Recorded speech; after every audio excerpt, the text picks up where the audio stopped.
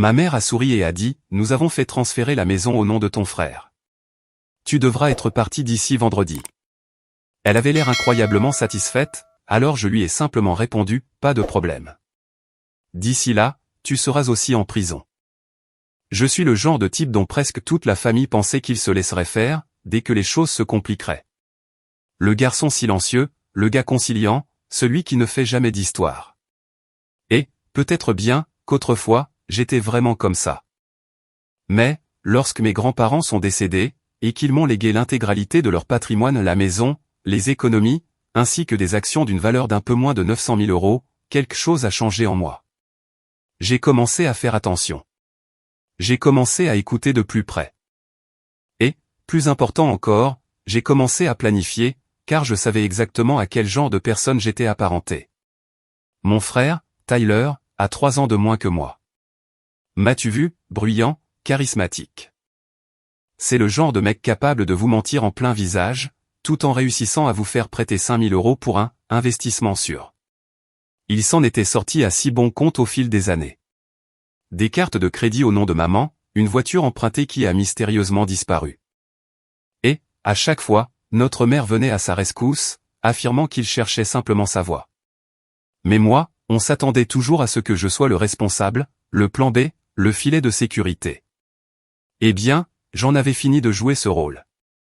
Lorsque grand-père est décédé il y a 2 ans, soit 1 an après grand-mère, il m'a légué l'héritage à moi seul. Je n'étais pas surpris. J'avais été leur aide-soignant, quand personne d'autre ne prenait la peine d'appeler, et encore moins de leur rendre visite. Je les conduisais à leur rendez-vous, je m'occupais des courses, et je gérais la paperasse interminable. Tyler, lui, débarquait le matin de Noël, prenait des photos pour Instagram, puis disparaissait jusqu'à la fête suivante. Mais, lors de la lecture du testament, quand mon nom a été le seul prononcé, j'ai vu le regard que ma mère m'a jeté.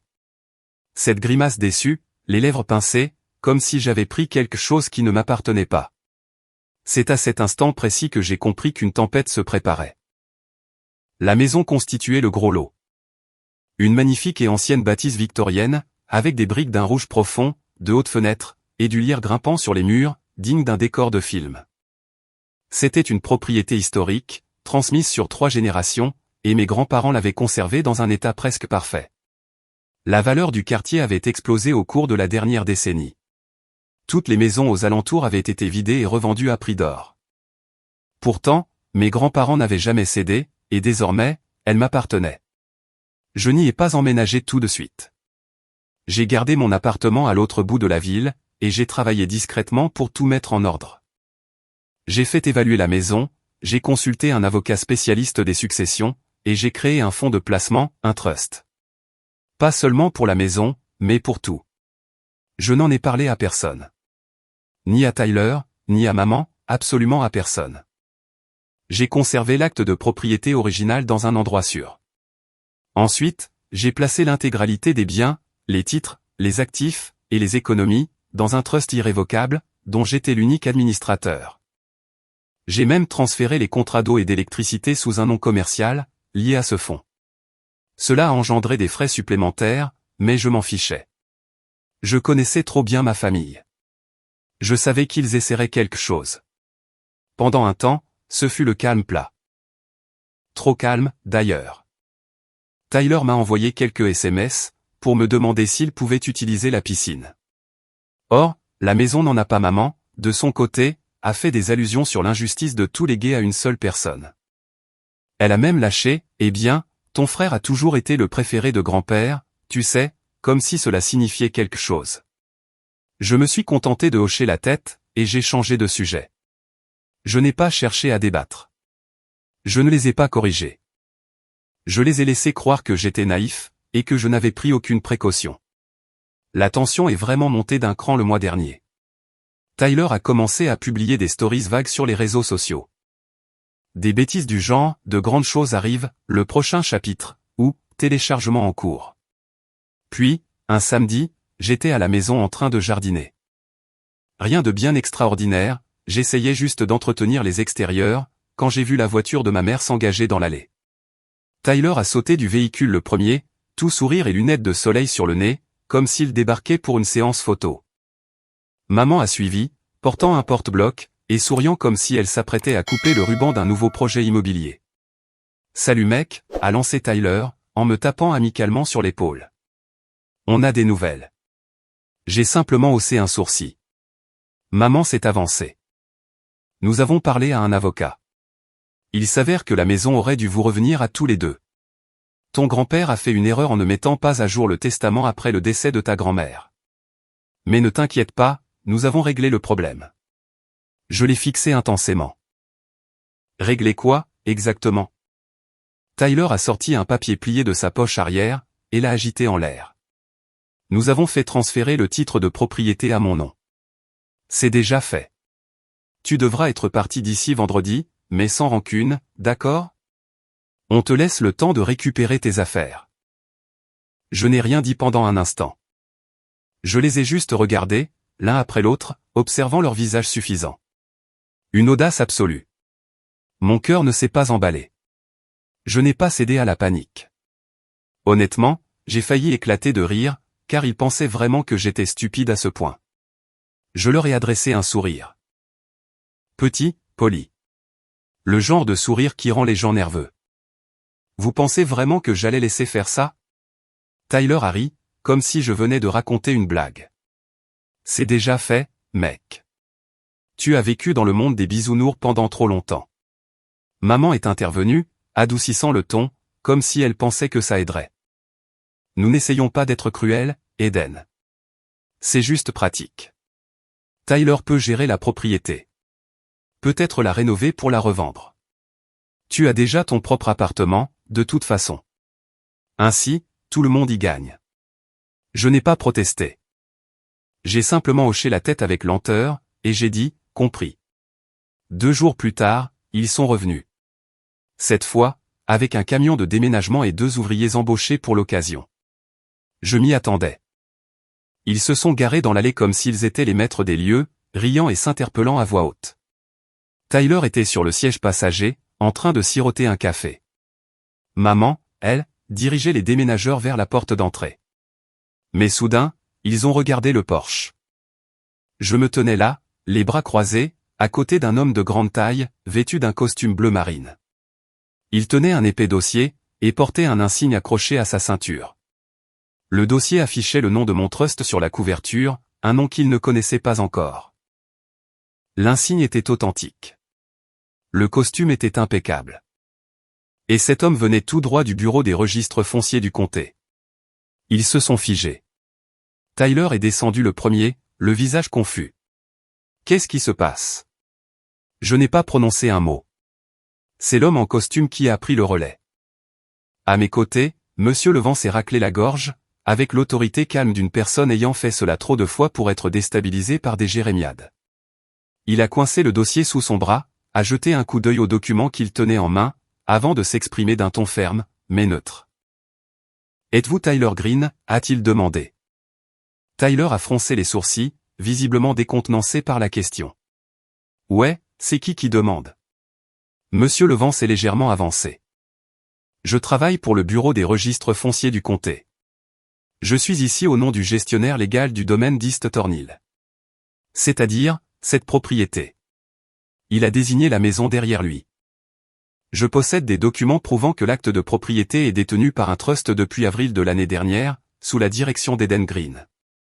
Toute revendication concernant la propriété de ce bien depuis cette date, y compris un transfert de titres frauduleux, est non seulement invalide, mais également passible de poursuites pénales. Le visage de Tyler a perdu toutes ses couleurs d'un seul coup. Frauduleux, a-t-il marmonné, en regardant notre mère. De quoi est-ce qu'il parle? Maman s'est avancée, les lèvres pincées. Il doit y avoir une erreur. Nous avons demandé à un avocat d'examiner l'ancien acte. Il était toujours au nom de grand-père. Nous avons supposé. Vous avez mal supposé, ai-je lâché, brisant enfin mon silence.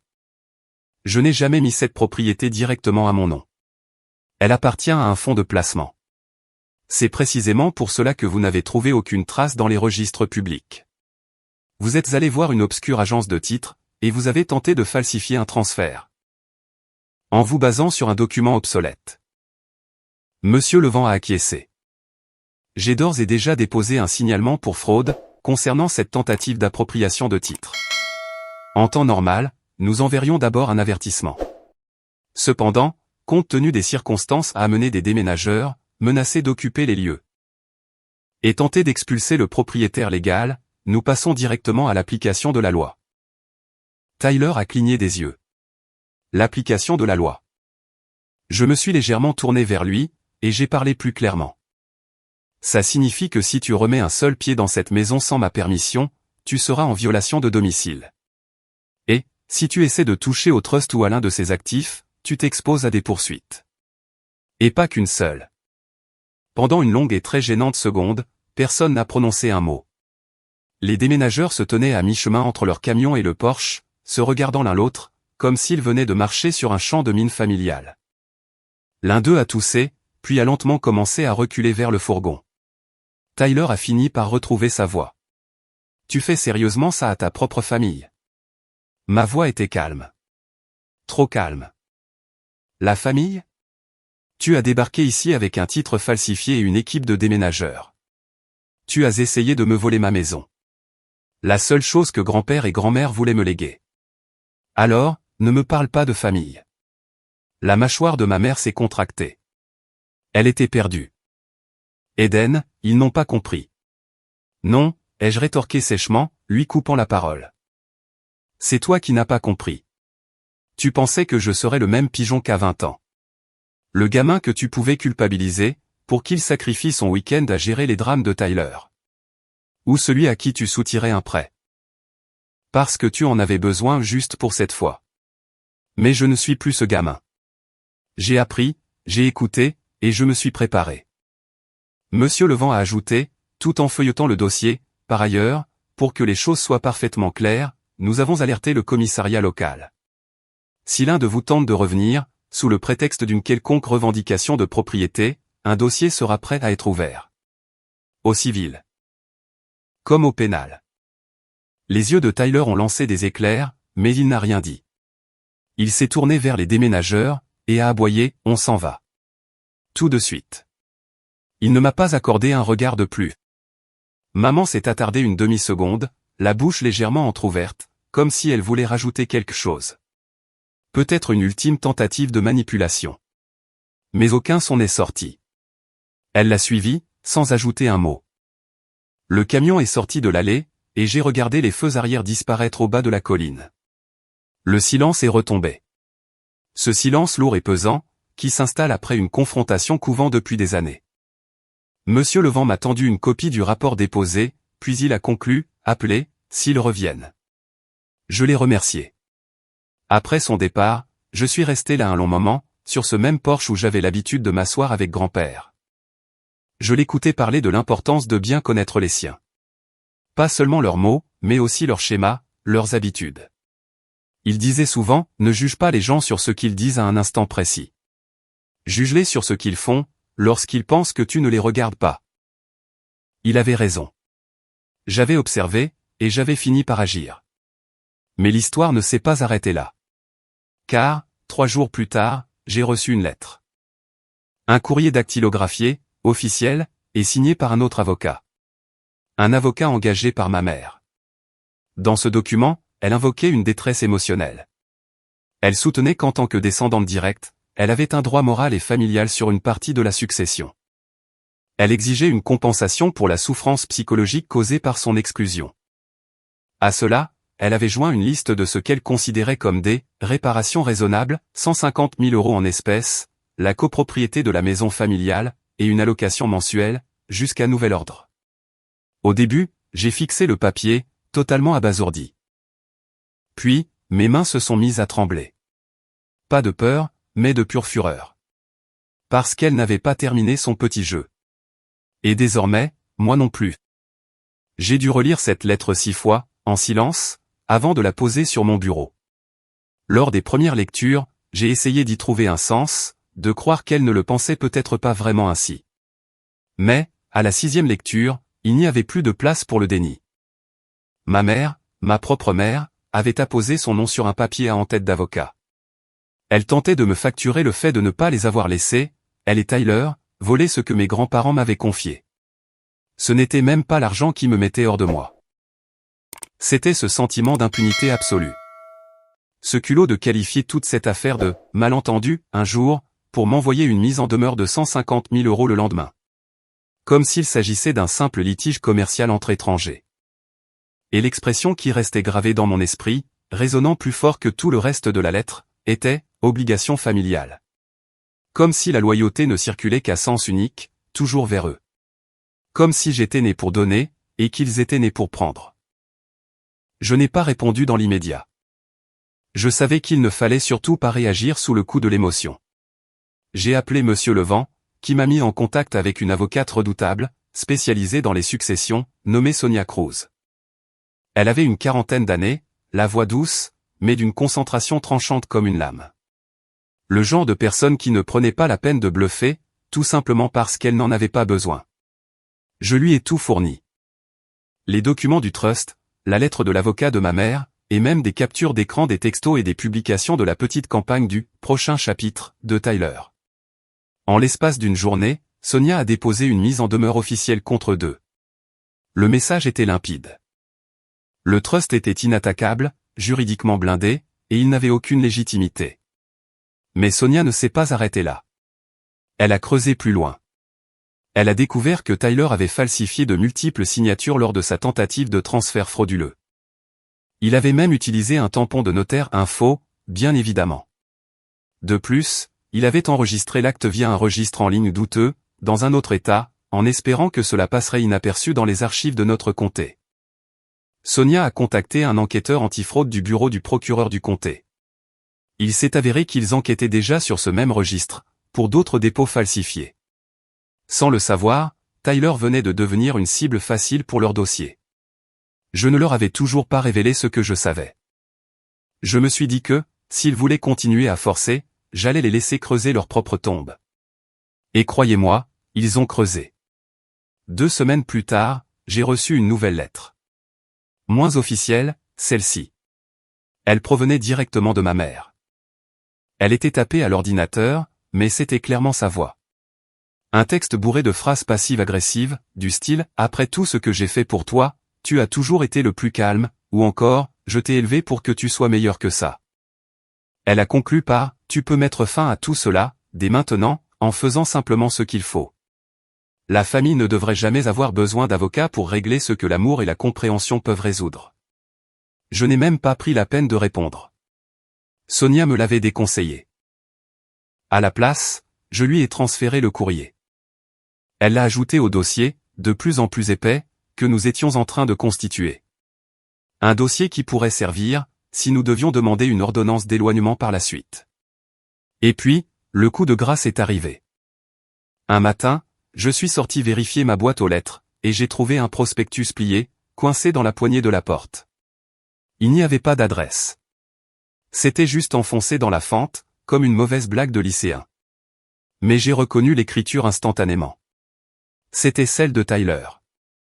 Le mot disait « J'espère que tu t'amuses bien à jouer au roi du château. Souviens-toi juste de qui sera vraiment là pour toi, quand l'argent viendra à manquer. » J'ai ri. Pas un grand rire, ni un éclat bruyant.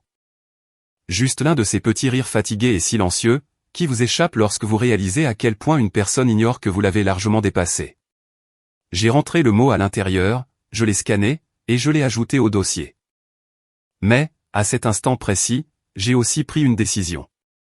Je n'allais plus me contenter de me défendre. J'allais contre-attaquer. Tyler était déjà dans le viseur pour fraude immobilière.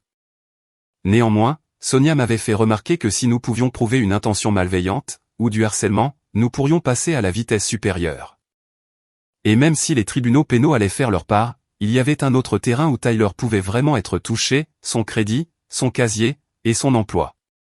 Il avait récemment décroché un poste dans une agence immobilière de luxe. Le genre d'endroit tape à accent grave l'œil, qui met bien plus d'efforts dans son compte Instagram que dans ses règles de conformité.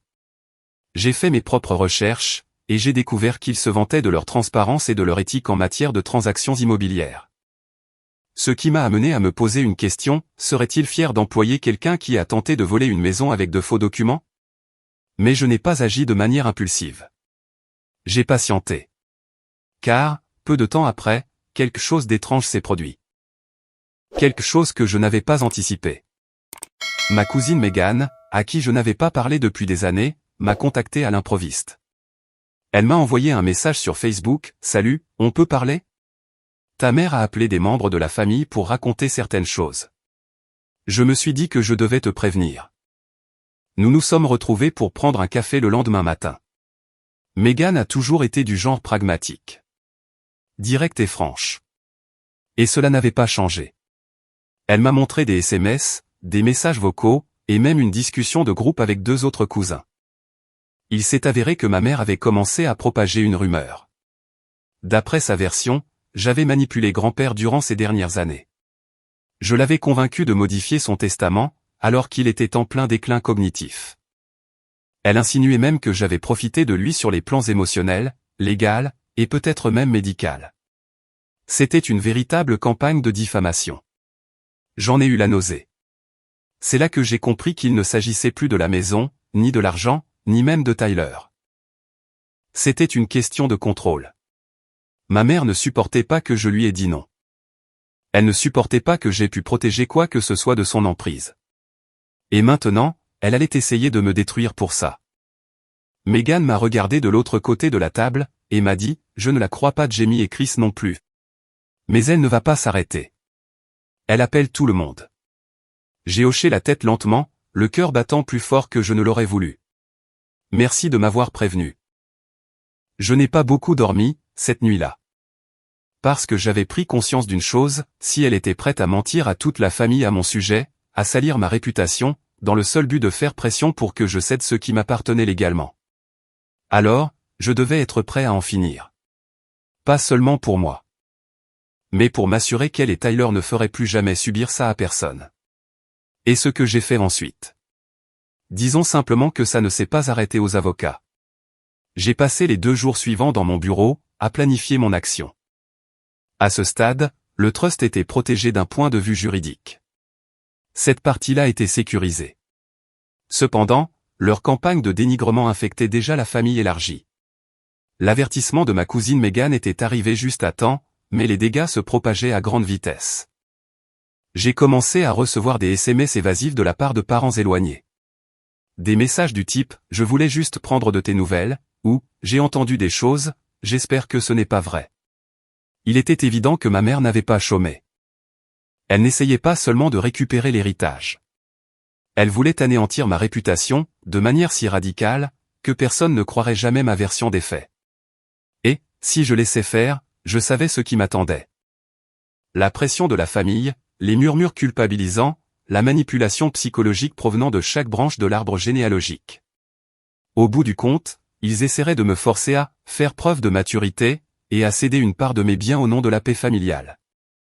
Je voyais clairement le piège qu'ils me tendaient. Je n'allais pas tomber dedans. Alors, j'ai construit le mien. Sonia, mon avocate, m'a aidé à préparer une déclaration légale. Un exposé des faits, étayé par toutes les preuves que nous avions rassemblées. La demande de titre falsifié, le faux tampon de notaire, les lettres, la tentative de saisie de la propriété, ainsi que la campagne de diffamation. J'y ai inclus les captures d'écran des messages de Megan, les notes vocales de ma mère me traitant de « manipulateur avide » et la copie de la demande ridicule de son avocat réclamant 150 000 €. Mais je ne me suis pas contenté de déposer cela au greffe du tribunal. J'ai envoyé une version claire et lisible à chaque membre de la famille que ma mère avait appelé. J'y ai joint un court message, « Bonjour, je sais que certaines choses ont été dites récemment. Avant que vous ne tiriez des conclusions, je veux que vous ayez accès aux faits, appuyés par des documents, et non par des rumeurs. J'ai mis en pièces jointes tout ce que vous avez besoin de voir. Après ça, je n'en discuterai plus. Si vous me croyez, tant mieux. Sinon, c'est votre choix. Mais au moins, vous prendrez votre décision avec l'entière vérité sous les yeux. » Ensuite, j'ai appuyé sur « Envoyer » à destination de 27 contacts. Les retombées ont été immédiates. En l'espace de quelques heures, j'ai reçu 5 réponses de proches à qui je n'avais pas parlé depuis des années.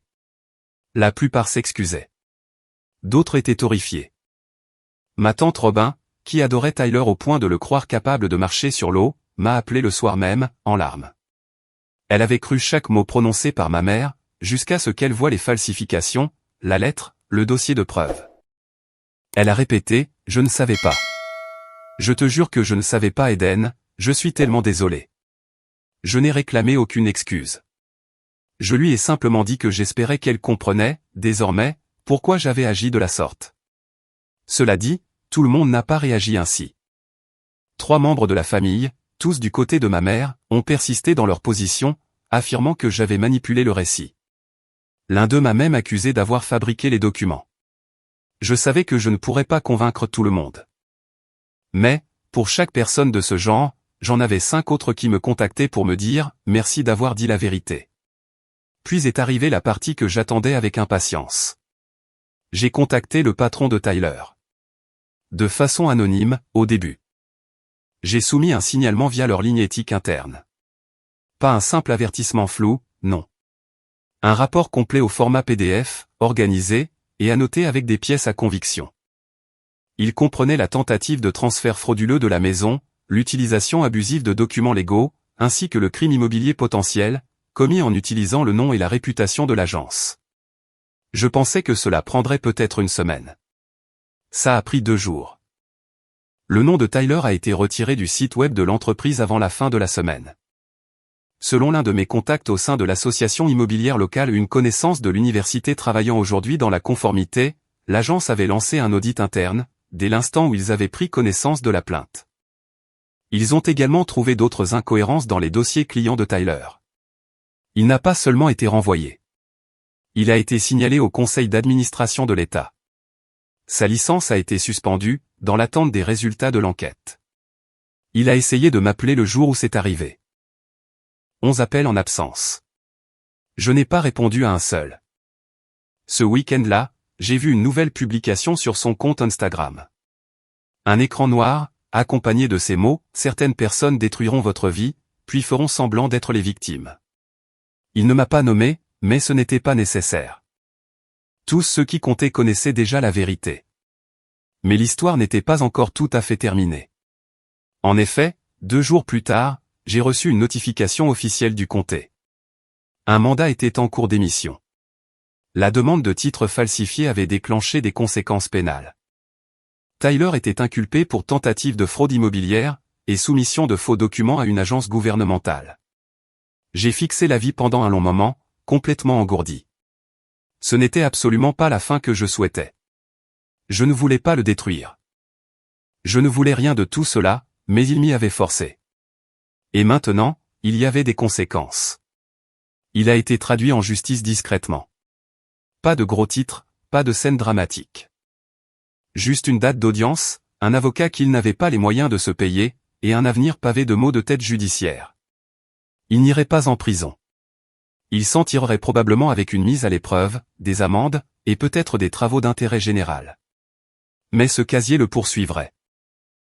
Les emplois seraient plus difficiles à trouver. La confiance, plus dure à reconstruire. Et, la prochaine fois qu'il essaierait de se réinventer en a de l'immobilier, ce serait le cadavre caché dans son placard. Quant à ma mère, elle est restée silencieuse après que les preuves ont été rendues publiques. Un silence total.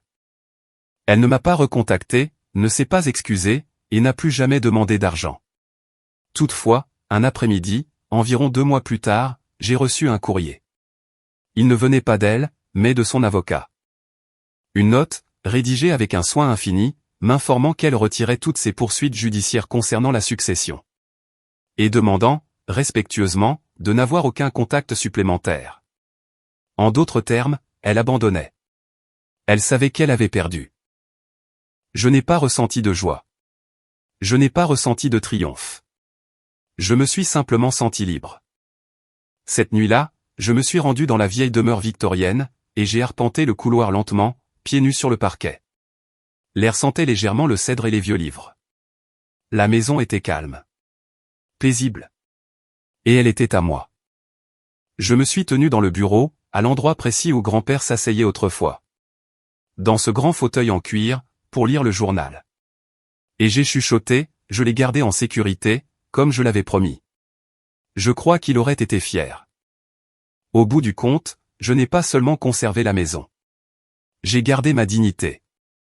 J'ai protégé mon avenir. Tyler a perdu sa carrière. Ma mère a perdu son emprise narrative.